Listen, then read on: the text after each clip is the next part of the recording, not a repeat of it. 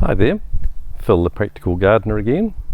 This tip is about no-dig gardening. Now if you watch my channel regularly, you'll know that I don't actually practice this technique. I regularly cultivate my garden. Disciples of no-dig gardening are quite evangelical about this. They say that cultivating the garden destroys the soil, and I accept this is true. So there is a delicate balance of fungal threads, macro and microorganisms, which work with the soil roots and develop soil structure. And when you cultivate, you are damaging this. However, in my case, I have been cultivating this soil here for 15 years. Over that time, I have been incorporating enormous amounts of organic matter through chop and drop, the return of crop remnants, and also regular composting. And as a result, the soil has actually been improving year by year. It is more friable, more fertile than when I started, without any additional inputs whatsoever. Because I'm actually doing a cultivation system, I'm not able to show you a no-dig system in my own garden. However, I did have permission to film at a nearby property, which is a trust, and it grows produce for needy people. On that property, which is on a short-term lease, the soil has actually been quite infertile, so they have practiced no-dig gardening on it, and I think that is probably the right choice for them. And that is the example I'm going to be showing through this tip. I do notice, and you'll observe this as you watch this video, that they do bring in quite a large amount of organic matter from outside their property to incorporate onto their system. So that is a bit of a downside, especially in terms of setting up the system, which I haven't had to bother about. So there are upsides to doing no-dig gardening, and there are also downsides. So without more ado, let's get into it.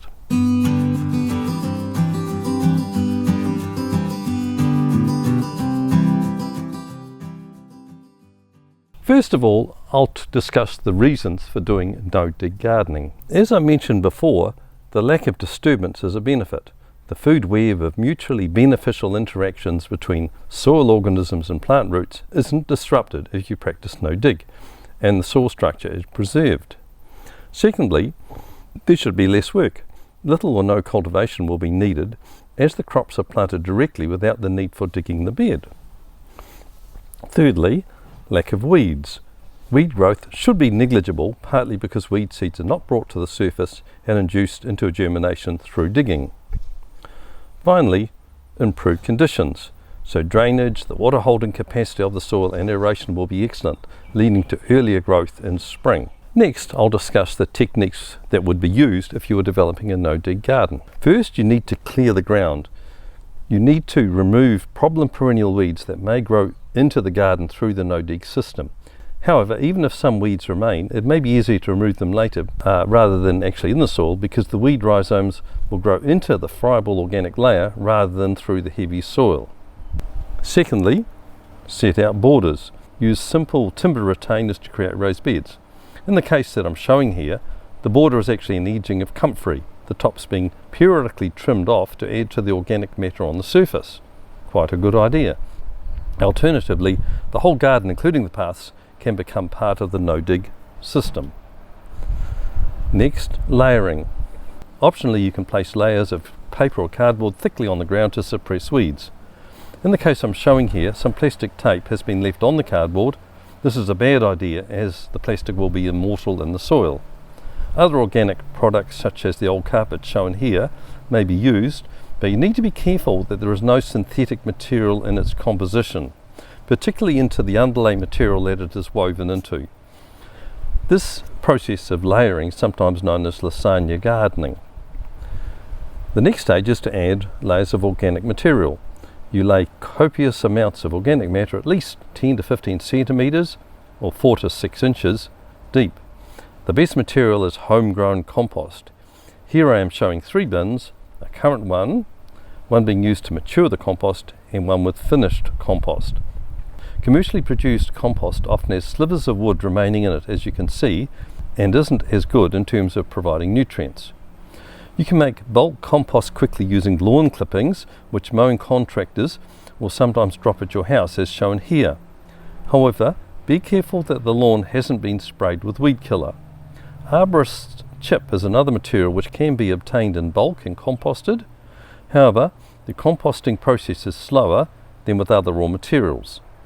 Other materials such as straw, leaf mould or stable sweepings can work well.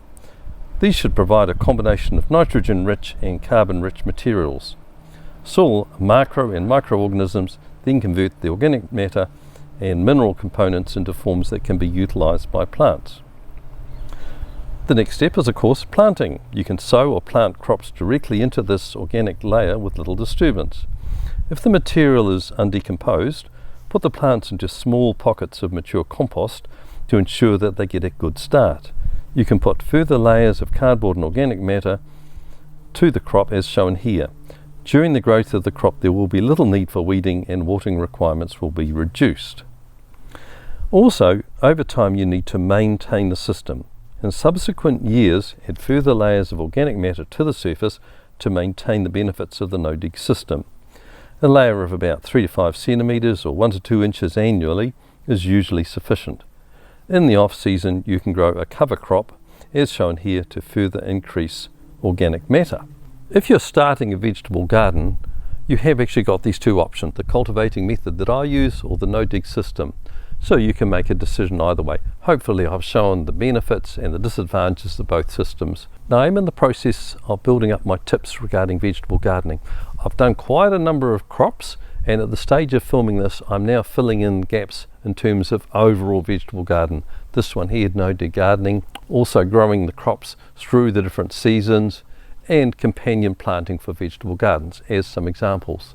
So I'll be gradually completing these ones over the next few weeks. So it will be useful for you to subscribe to my channel and also of course like this tip so that you can be sure to see these as they become available.